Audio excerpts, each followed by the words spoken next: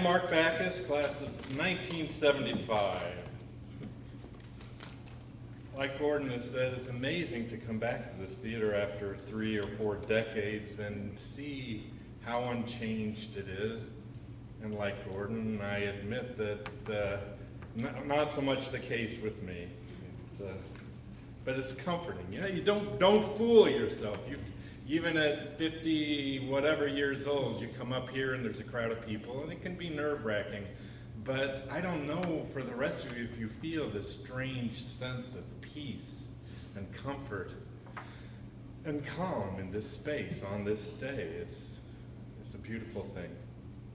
I also want to recognize for my fellow practitioners of theater that I've broken some of the very rules that my wife and I establish as directors of theater.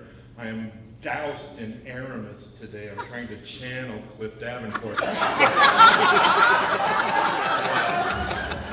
I know how rude that is for others who you share the stage with, but once again, now I don't know if he always wore, but that was definitely what he was wearing in the mid-70s.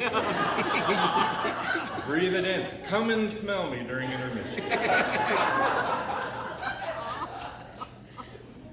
Yesterday when we met to kind of walk through what we're sharing now, I was struck by the display of programs there spanning from the 1960s through almost the late 80s.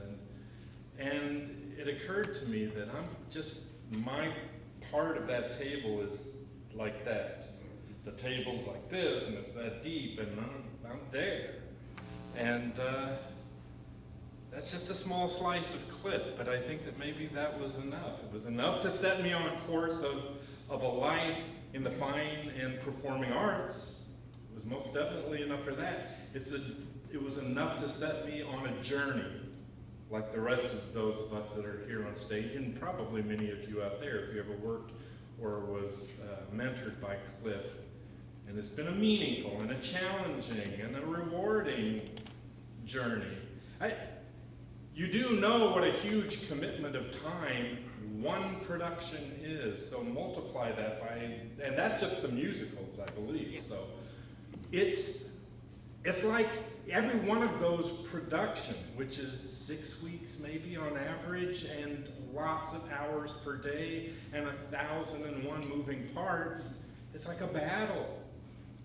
It's like the life cycle of a family, a birth, a life, growing up, and the passing.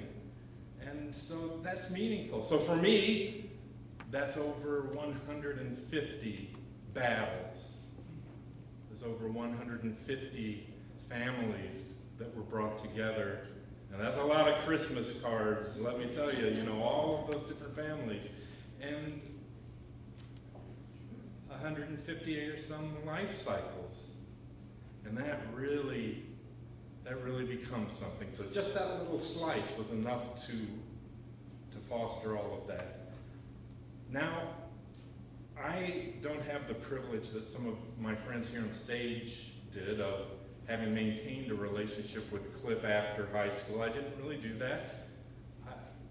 And I think it is amazing when you can transcend that student-teacher relationship and become colleagues and friends, lifelong friends like Kevin and Lee and Debbie and some of the others. For me, it was just a little 3-year slice. So I'll talk about my observation of him as a savvy educator, an academician, my observation. And I think I'll just center it because I know we need to move on one event. But it was a turning point for me, and I'm glad it happened. But Kevin and I were, in our senior year, we're in a theater arts class, learning a lot of good things, a section on makeup, a good class. But as I recall, it culminated in a big project with a presentation and a paper. And yeah, I was full of myself. I think to be here in the 1970s, you had to be a little. It was a competitive place. But Cliff handed back the papers, and I got a B.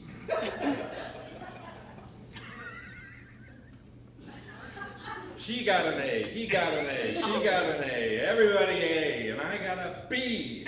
And I know that it must have been so ugly, my response to that. And he did the, oh, for heaven's sakes. And he pulled me out, and he asked me what my problem was, and I said, a B? How is that possible? And he said, those folks gave 100%. Those folks gave their most excellent self. Did you? And that shut me up, because it was true. It was true. Cliff, you know, he went on to tell me, listen, there's a big difference between being funny and acting funny, you know, having comedic sensibility and timing and those things that we learn and study about. You know, Bacus, you've got to stop relying on the fact that your face gets lots of laughs.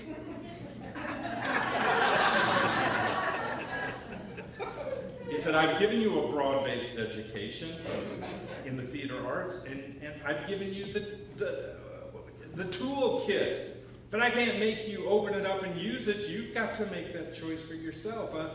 I remember he said this thing to me. He said, a successful carpenter doesn't even imagine building a cabinet without his tools. But you're up there, Bacus, banging nails into the stage floor with your fists. Stop it. If you want to be successful, use the tools I've given to you.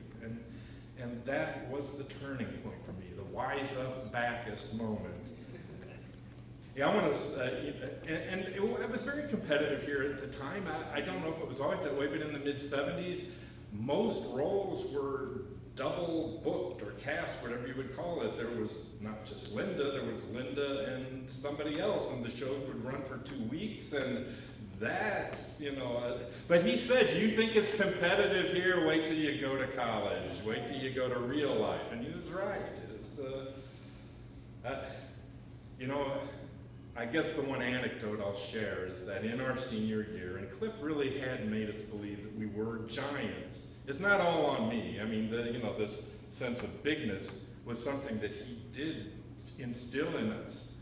But it was, you know, it was the year of Frakes and Bacus, and, you know, I knew I can't be a romantic lead, but I could be a comedic lead, so I was vying and petitioning for Music Man, and Kevin, rightly so, was petitioning for Fiddler on the Roof. And I remember one day we were sitting out on the plaza there, whatever you call that, on the wall over by the gymnasium side, and Cliff came out, and I swear to God, and it wasn't rehearsed, Kevin and I jumped up, and Kevin was going, if I would have, and I was doing, hey, you got trouble, right?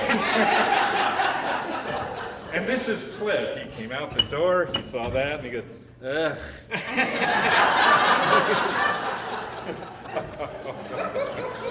I better wrap up and sing a little bit. You know, Cliff, I'll say this, Cliff's alarming words to me that day, they were justified. It was a wake-up call. It was a challenge for me.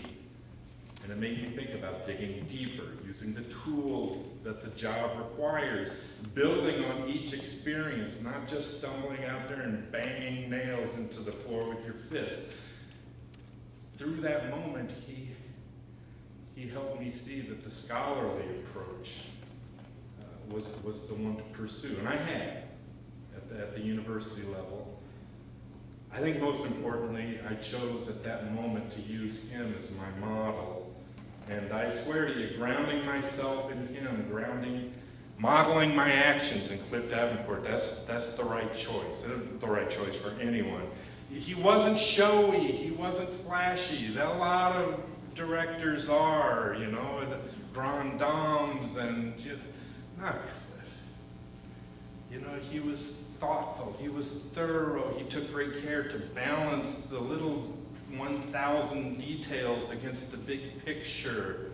He was just, he was a gentle but strong, quietly confident, and consistently successful shepherd. That's what I think about Cliff. He was our shepherd. And he was a lifelong scholar and of the performing arts. And because he shook me up with that B, by pointing out to me that I wasn't using the education he had provided me, I grew. And I was made better. And after licking my wounded ego, I opened up the toolkit. I looked at the tools. I learned how to use them. I began to approach the art and the craft of performance as an opportunity, as he had, to help others grow, or to be entertained, or to be made better. And so here we are, here I am, 155 productions later, and I'm not too beat up, and my fists aren't too bloody from pounding nails. I met and married my wife, Debbie, because of the performing arts. We together raised 2 successful, very professional and career-centered daughters who were grounded in theater. We're raising 2 very talented sons who have a grounding in theater, and all of that means the collegiality, the teamwork.